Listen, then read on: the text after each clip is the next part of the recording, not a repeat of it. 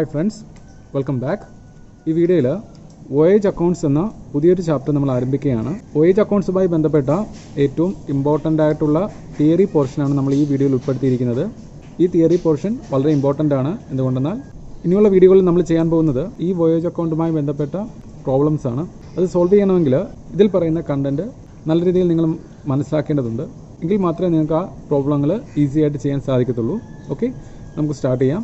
ആദ്യമായി നമ്മൾ നോക്കുന്നത് വോയേജ് അക്കൗണ്ടിൻ്റെ മീനിങ്ങിനെ കുറിച്ചാണ്. Voyage accounts are nominal accounts prepared by shipping companies in order to find out the profit or loss from different voyages. അപ്പോൾ ഇവിടെ പറയുന്നത് voyage accounts are nominal accounts. Voyage account ഒരു നോമിനൽ അക്കൗണ്ടാണ്.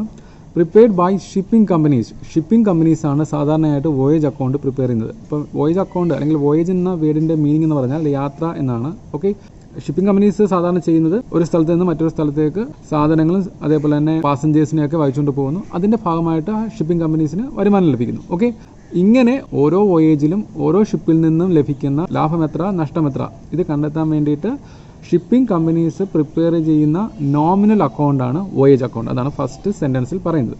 ഓക്കെ, അടുത്ത പോയിന്റിൽ പറയുന്നത് one voyage will be different from another voyage and hence the profit or loss widely varies. ഇവിടെ പറയുന്നത് ഓരോ വോയേജും, അതായത് ഒരു ഷിപ്പിംഗ് കമ്പനീസിന് ഒന്നിൽ കൂടുതൽ ഷിപ്സ് ഉണ്ടാവും.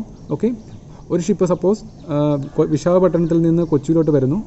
അതേപോലെ തന്നെ വേറൊരു ഷിപ്പ് കൊച്ചിയിൽ നിന്ന് മുംബൈയിലോട്ട് പോകുന്നു വരിക. ഇത് രണ്ടും രണ്ട് വോയേജാണ്. ഈ രണ്ട് വോയേജിൽ നിന്ന് ലഭിക്കുന്ന ലാഭവും നഷ്ടവും വ്യത്യസ്തമായിരിക്കും. അതാണ് ഈ രണ്ടാമത്തെ പോയിന്റിൽ പറയുന്നത്. ഓരോ വോയേജും മറ്റുള്ള വോയേജിൽ നിന്ന് വ്യത്യസ്തമായിരിക്കും. ഓക്കെ, അതുകൊണ്ട് തന്നെ ആ വോയേജിൽ നിന്ന് ലഭിക്കുന്ന പ്രോഫിറ്റ് ആണെങ്കിലും ലോസ് ആണെങ്കിലും വളരെ വ്യത്യാസത ഉണ്ടാവുമെന്നാണ് ഈ രണ്ടാമത്തെ പോയിന്റിൽ പറയുന്നത്. നെക്സ്റ്റ് പോയിന്റിൽ പറയുന്നത് the voyage account is prepared immediately on completion of the voyage or at the closing of the accounting year. അതായത് സാധാരണയായിട്ട് shipping companies voyage account prepare ചെയ്യുന്നത് immediately on completion of the voyage, ഒരു voyage അവസാനിക്കുമ്പോഴോ or അല്ലെങ്കിൽ at the closing the accounting year അവസാനിക്കുമ്പോഴോ ആണ്. Okay, next പോയിന്റിൽ പറയുന്നത് the voyage account is debited with all expenses and credited with all incomes connected with the voyage. അതായത് voyage account ഒരു nominal അക്കൗണ്ടാണെന്ന് ആദ്യത്തെ പോയിന്റിൽ തന്നെ പറഞ്ഞു. അതുകൊണ്ട് തന്നെ വോയേജുമായിട്ട് ഒരു പർട്ടിക്കുലർ വോയേജിന് വേണ്ടിയിട്ടായിരിക്കും നമ്മളൊരു വോയേജ് അക്കൗണ്ട് പ്രിപ്പയർ ചെയ്യുന്നത്. ആ വോയേജുമായിട്ട് ബന്ധപ്പെട്ട മുഴുവൻ എക്സ്പെൻസുകളും വോയേജ് അക്കൗണ്ടിൽ ഡെബിറ്റ് ചെയ്യുന്നു, മുഴുവൻ ഇൻകങ്ങളും വോയേജ് അക്കൗണ്ടിൽ ക്രെഡിറ്റ് ചെയ്യുന്നു. അതിന് റിസൾട്ടായിട്ട് ലാഭമാണോ നഷ്ടമാണോ നമുക്ക് കിട്ടുകയും ചെയ്യും. ഓക്കെ, അതാണ് ഈ പോയിന്റിൽ പറയുന്നത്. നെക്സ്റ്റ് പറയുന്നത് any profit or loss from the voyage is transferred to the general profit and loss account of the shipping companies. നമ്മൾ മുമ്പേ പറഞ്ഞിരുന്നു, വോയേജ് അക്കൗണ്ട് പ്രിപ്പയർ ചെയ്ത് എല്ലാ എക്സ്പെൻസുകളും ഡെബിറ്റ് ചെയ്യുന്നു, എല്ലാ ഇൻകങ്ങളും ക്രെഡിറ്റ് ചെയ്യുന്നു. അതിൻ്റെ റിസൾട്ടായിട്ട് നമുക്ക് പ്രോഫിറ്റ് ആണോ ലോസ് ആണെന്ന് കിട്ടുന്നു. ഇങ്ങനെ ലഭിക്കുന്ന പ്രോഫിറ്റ് ആണെങ്കിലും ലോസ് ആണെങ്കിലും ആ ഷിപ്പിംഗ് കമ്പനീസിൻ്റെ ജനറൽ പ്രോഫിറ്റ് ആൻഡ് ലോസ് അക്കൗണ്ടിലോട്ട് ട്രാൻസ്ഫർ ചെയ്യുകയാണ് ചെയ്യുന്നത്. അതാണ് ഇവിടെ പറയുന്നത് any profit or loss from the voyage is transferred to general profit and loss account of the shipping company. Shipping കമ്പനിയുടെ ജനറൽ പ്രോഫിറ്റ് ആൻഡ് ലോസ് അക്കൗണ്ടിലോട്ട് ഇങ്ങനെ ലഭിക്കുന്ന ഓരോ വോയേജിൽ നിന്ന് ലഭിക്കുന്ന പ്രോഫിറ്റ് ആണെങ്കിലും ലോസ് ആണെങ്കിലും ട്രാൻസ്ഫർ ചെയ്യുന്നതാണ് ഈ പോയിന്റിൽ പറയുന്നത്. ഓക്കെ, അടുത്തതായി നമ്മൾ പരിചയപ്പെടുന്നത് ഷിപ്പിംഗ് കമ്പനീസിൻ്റെ വോയേജ് അക്കൗണ്ട് പ്രിപ്പയർ ചെയ്യുന്ന സമയത്ത് നമ്മൾ മനസ്സിലാക്കിയിരിക്കേണ്ട ഷിപ്പിംഗ് കമ്പനിയുമായിട്ട് ബന്ധപ്പെട്ട കുറച്ച് ടേംസ് ആണ്. അതായത് ഷിപ്പിംഗ് കമ്പനീസ് മാത്രമേ ഇത്തരത്തിലുള്ള ടേംസ് ഉണ്ടാവുകയുള്ളൂ. സാധാരണ ഒരു മാനുഫാക്ചറിങ് കൺസേണിലോ ഒരു ബിസിനസ് സ്ഥാപനത്തിലോ യൂഷ്വലായിട്ട് ഉണ്ടായിരിക്കുന്ന ഐറ്റംസിന് അപ്പുറമായിട്ട് ഷിപ്പിംഗ് കമ്പനീസിൽ കുറച്ച് ഐറ്റം നമ്മൾ എക്സ്ട്രാ ഉണ്ട്. ഓക്കെ, അതും നമ്മൾ പരിചയപ്പെടുകയാണ്.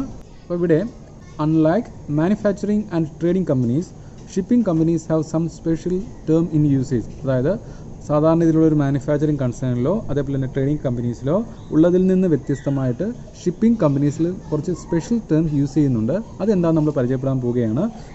ഷിപ്പിംഗ് കമ്പനീസിൻ്റെ അക്കൗണ്ട്സ് ചെയ്യണമെങ്കിൽ നമ്മളത് മനസ്സിലാക്കിയിരിക്കേണ്ടതുണ്ട്. അതുകൊണ്ടാണ്. ഓക്കെ, അതിൽ ഒന്നാമത്തെ ഐറ്റം ഫ്രൈറ്റ് ആണ്.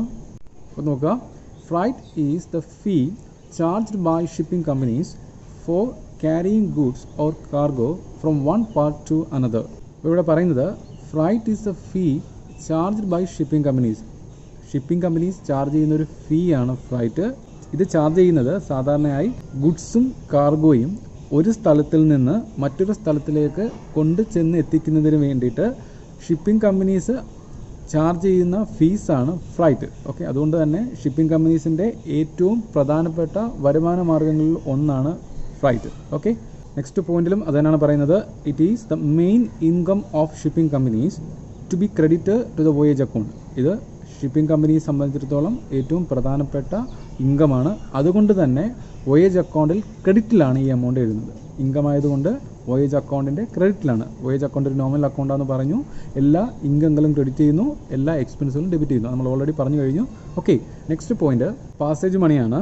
Passage money is the fare charged by the shipping companies on the passengers for carrying them to their destination. Passage money എന്നാൽ ഷിപ്പിലെ യാത്രക്കാരിൽ നിന്ന് ഷിപ്പിംഗ് കമ്പനീസ് ചാർജ് ചെയ്യുന്ന ഫെയർ ആണ്, അല്ലെങ്കിൽ യാത്രാക്കൂലിയാണ്.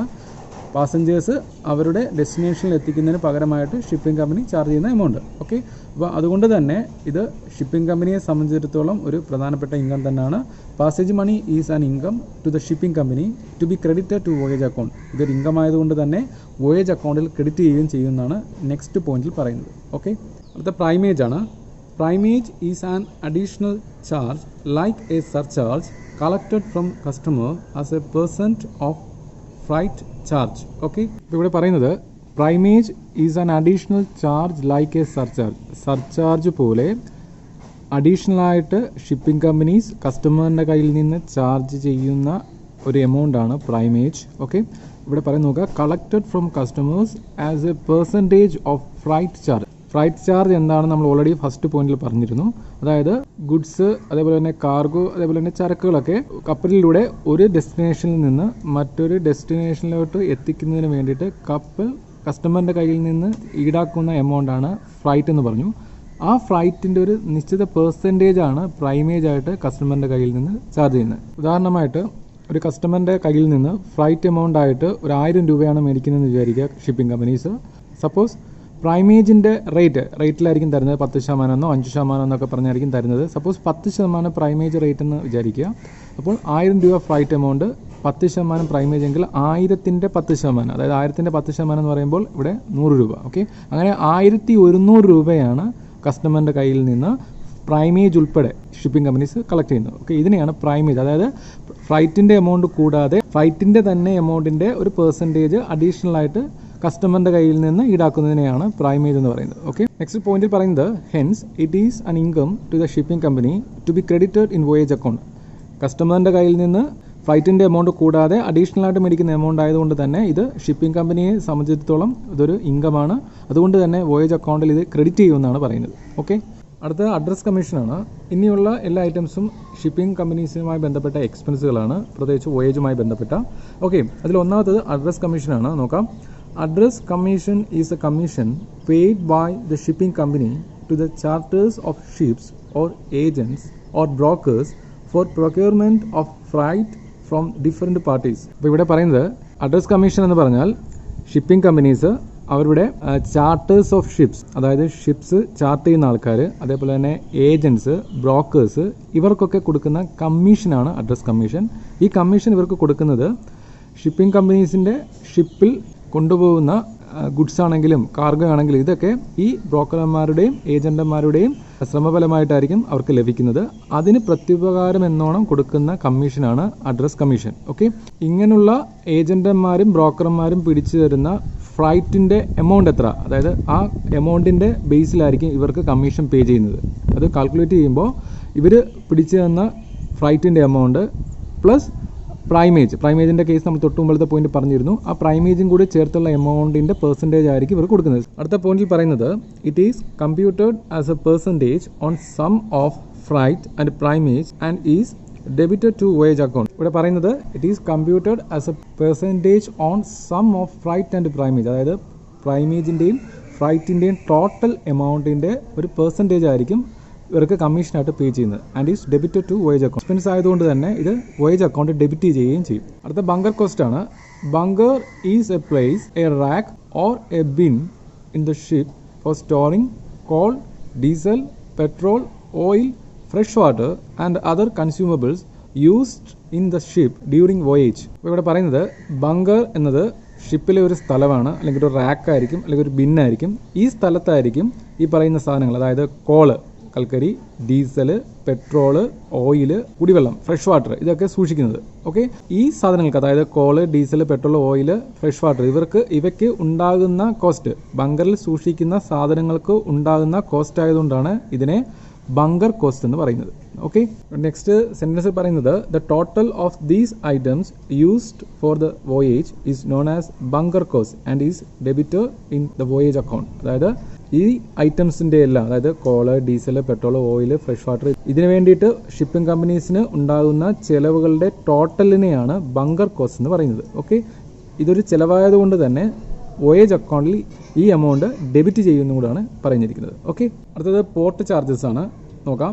These are the amount charged by port authorities for parking the ship and loading and unloading the goods at the port. ഇവിടെ പറയുന്നത് ഒരു ഷിപ്പ് ഒരു പോർട്ടിൽ അടുപ്പിച്ച് അല്ലെങ്കിൽ പാർക്ക് ചെയ്ത് അതിലോട്ട് സാധനങ്ങൾ കയറ്റുകയും അതിൽ നിന്ന് സാധനങ്ങൾ അൺലോഡ് ചെയ്യുകയും ചെയ്യുന്നതിന് പകരമായിട്ട് പോർട്ട് അതോറിറ്റീസ് ഷിപ്പിംഗ് കമ്പനീസിൽ നിന്ന് ചാർജ് ചെയ്യുന്ന എമൗണ്ടാണ് പോർട്ട് ചാർജസ്. അതായത് ഷിപ്പ് ഒരു പോർട്ടിൽ പാർക്ക് ചെയ്യുന്നതിനും ആ പോർട്ടിൽ പാർക്ക് ചെയ്തുകൊണ്ട് സാധനങ്ങൾ ലോഡ് ചെയ്യുകയും സാധനങ്ങൾ അൺലോഡ് ചെയ്യുകയും ചെയ്യുന്നതിന് പകരമായിട്ട് പോർട്ട് അതോറിറ്റീസ് ചാർജ് ചെയ്യുന്ന എമൗണ്ട്. ഓക്കെ, അപ്പോൾ ഇതിനെയാണ് പോർട്ട് ചാർജസ് എന്ന് പറയുന്നത്. ഇതൊരു എക്സ്പെൻസ് ആണ് ഷിപ്പിംഗ് കമ്പനിയെ സംബന്ധിച്ചിടത്തോളം. അതുകൊണ്ട് തന്നെ വോയേജ് അക്കൗണ്ടിൽ ഇത് ഡെബിറ്റ് ചെയ്യും. അതാണ് തൊട്ടടുത്ത പോയിന്റിൽ പറയുന്നത് port charges being expense are debited in particular voyage account. Port charges expense ആണ്, അതുകൊണ്ട് തന്നെ ആ പർട്ടിക്കുലർ വോയേജ് അക്കൗണ്ടിൽ അത് ഡെബിറ്റ് ചെയ്യുകയും ചെയ്യുമെന്ന് പറയുന്നു. ഓക്കെ, നമ്മുടെ നെക്സ്റ്റ് ഐറ്റം സ്റ്റിവൻഡോറിംഗ് ആണ്. സ്റ്റിവൻഡോറിംഗ് ചാർജസ്. ഓക്കെ, ഇതൊരു എക്സ്പെൻസ് ആണ്. നമുക്ക് നോക്കാം.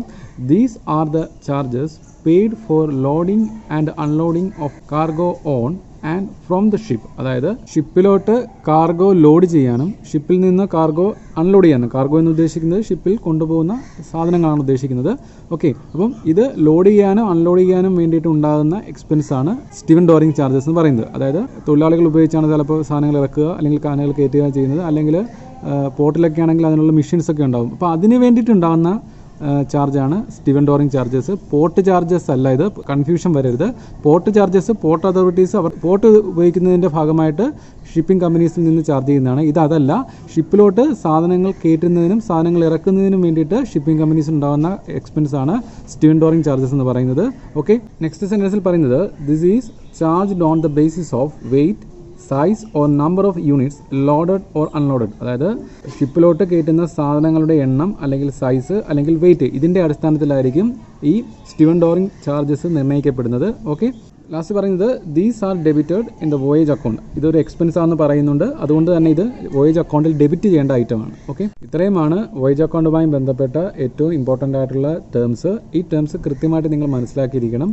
നമ്മൾ പ്രോബ്ലം ചെയ്യുന്ന സമയത്ത് ഇതിലെ ഓരോ ടേമും നമുക്ക് ക്വസ്റ്റ്യനിൽ കാണാൻ സാധിക്കും. അത് കൃത്യമായിട്ട് നിങ്ങൾ എക്സ്പെൻസ് ആണോ ഇൻകം ആണോ എന്ന് ഐഡൻറ്റിഫൈ ചെയ്തെങ്കിൽ മാത്രമേ നമുക്ക് ഈസി ആയിട്ട് ആ പ്രോബ്ലങ്ങൾ സോൾവ് ചെയ്യാൻ സാധിക്കത്തുള്ളൂ.